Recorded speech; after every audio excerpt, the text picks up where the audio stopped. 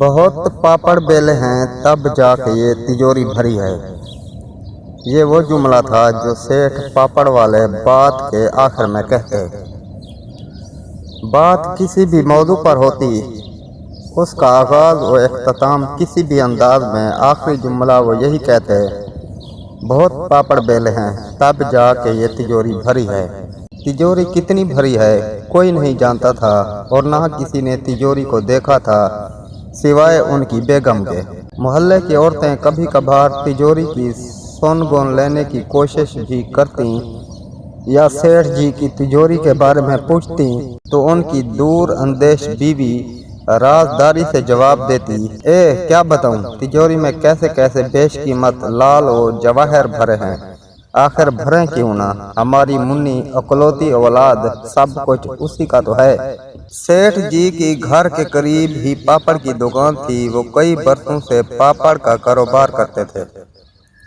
ان کا کہنا تھا کہ پاپڑ بنانے کے تمام نسخے بھی جدی پشتی ہیں۔ اللہ نے سیٹھ جی کو بڑی منت مرادوں کے بعد بیٹی سے نوازا تھا، جو دیکھنے والوں کو کسی طرح بھی سیٹھ جی کی بیٹی نہیں لگتی تھی، اس لیے کہ سیٹھ اور ان کی بیگم سرخ و سفید رنگت کے تھے، جبکہ بچی کی رنگت کالی تھی اور قد بھی چھوٹا تھا۔ سیاہت ہونے کی وجہ سے دیکھنے والے اسے پیٹھ پیچھے فٹ بال کہتے تھے۔ تب سیٹھ جی بڑے دکھی ہوتے، لیکن جلد ہی خود کو سنبھال لیتے اور شکر ادا کرتے کہ وہ صاحب اولاد تو ہیں۔ منی کو چاند کا ٹکڑا قرار دیتے، اس کو تعلیم و تربیت، علم و ہنر میں یکتا بنانے کی منصوبہ بندی کرتے رہتے تھے۔ وقت تیزی سے سرکتا چلا گیا اور منی دیکھتے ہی دیکھتے بڑی ہو گئی۔ منی نہایت فرما بردار لڑکی تھی، ماں باپ جو کہتے وہی کرتی۔ گھر میں تو اسے کبھی احساس نہ ہوا، مگر جب وہ گھر سے باہر لڑکیوں کو دیکھتی تو اسے شدت سے احساس ہوتا کہ اس کا رنگ کتنا سیاہ ہے اور قد کتنا چھوٹا ہے۔ اس کی بعض سہیلیاں تو اسے رنگت گورا کرنے اور لمبا قد کرنے کی ترکیبیں بھی بتاتی۔ تب سیٹھ پاپڑ والے اور ان کی بیگم اسے سمجھاتے، اللہ کی بنائی ہوئی ہر چیز خوبصورت اور بامقصد ہوتی ہے، بس تم علم و ہنر میں طاق ہو جاؤ تاکہ دنیا بھول جائے کہ تم کالی اور چھوٹے قد کی ہو، پھر لوگوں کو تمہاری خوبیاں نظر آئیں گی، اس طرح تم قد آور ہو سکتی ہو۔ کبھی جب منی گھر سے باہر گئی ہوتی تو سیٹھ پاپڑ والا اپنی بیگم سے اس بات کا ذکر کرتے کہ منی کو اپنی سیاہ رنگت اور چھوٹے قد کا احساس اتنا زیادہ کیوں ہے؟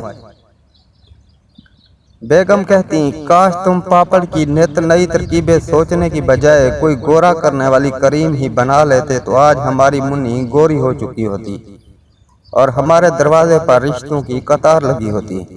سیٹھ جی کہتے، ارے نیک بخت، یہ گوری کالی رنگت کی فکر میں نہ گھل، شکر کر کے اللہ نے منی کی شکل میں ہمیں اولاد سے نوازا ہے، بس تو دیکھتی جا میں کیسی کیسی ترکیبیں نکالتا ہوں، اپنی منی کا رشتہ شہر کے سب سے اچھے گھرانے میں ہوگا، بس تو اس کی اچھی تربیت کرتی جا، دور دور تک ہماری منی کی سیرت و کردار کا شہرہ ہونا چاہیے۔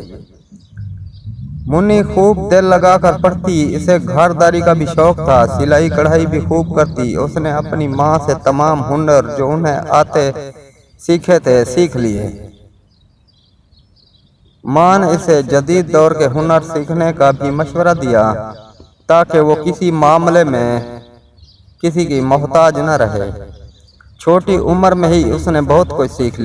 جب منی نے انٹر کا امتحان امتیازی نمبروں سے پاس کر لیا تو سیٹھ جی پھولے نہیں سما رہے تھے، وہ اپنی دکان پر آنے والے بچوں بڑوں میں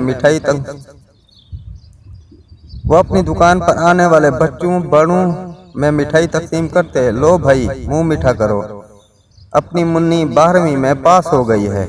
خوش ہونے والوں میں سے کچھ خوش ہوتے، باقی طرح طرح کے مشورے دے کر چلے جاتے۔ زیادہ تر کا اصرار تھا کہ اب جلد از جلد لڑکی کے ہاتھ پیلے کر دو، بعد میں کوئی نہیں پوچھے گا، ویسے بھی کون سی خوبصورت ہے۔ اس طرح کی باتیں سن کر سیٹھ پاپڑ والے قدرے فکر مند بھی ہوتے۔ شام کو جب وہ گھر لوٹے تو منی نے بتایا کہ اس نے امتیازی نمبروں سے انٹر پاس کیا ہے، لہذا میڈیکل کالج میں اس کا داخلہ آسانی سے ہو جائے گا۔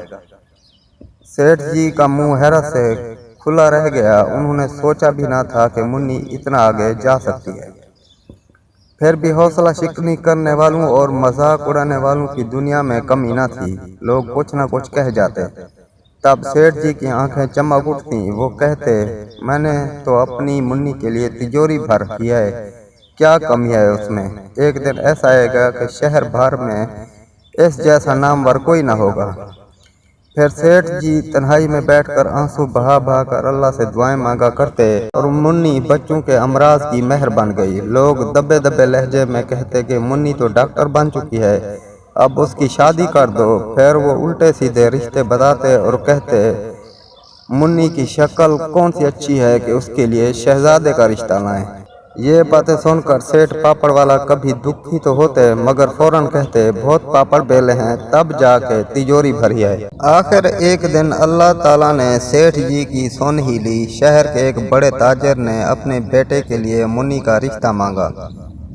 پہلے تو سیٹھ پاپڑ والا خوش ہوئے، پھر سوچ میں پڑ گئے کہ انہوں نے آخر منی کا ہی رشتہ کیوں طلب کیا۔ بیگم نے مشورہ دیا کہ بات چیت آگے بڑھاؤ تو پتہ چلے گا کہ آخر ان کے لیے منی ہی کیوں۔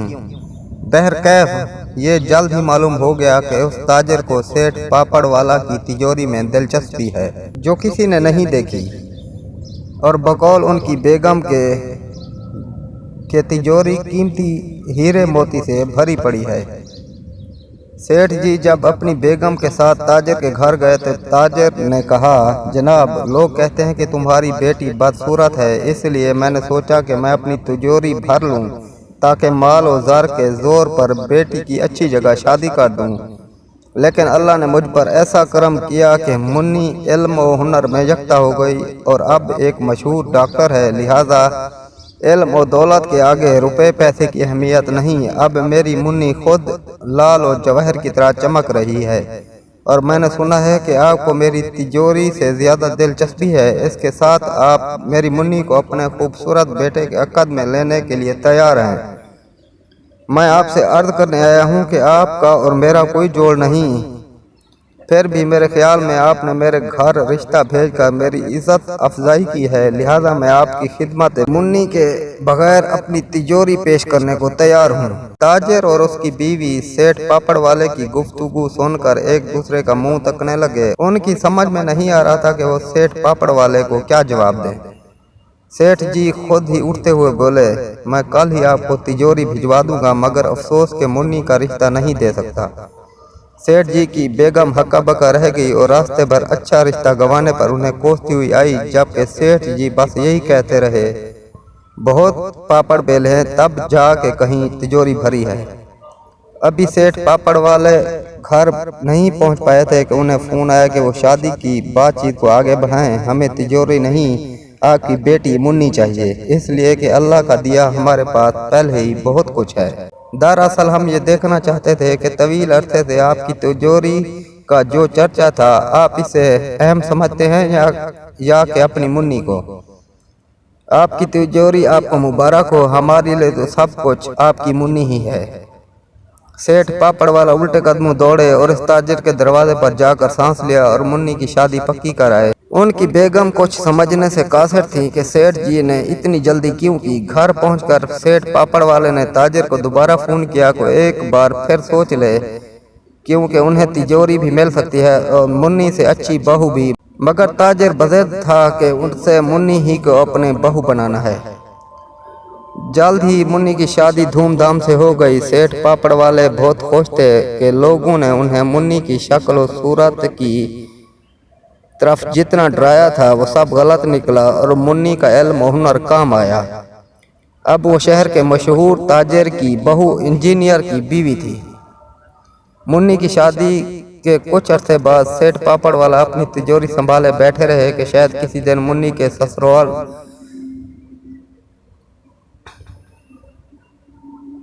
منی کی شادی کے کافی عرصے بعد بھی سیٹھ پاپڑ والا اپنی تجوری سنبھالے بیٹھے رہے کہ شاید کسی دن منی کے سسرال والوں کی جانب سے تجوری کا تقاضا ہو جائے، مگر ایسا نہ ہوا۔ मुन्नी बहुत खुश थी। सेठ जी कभी कभार मुन्नी से पूछते, मुन्नी,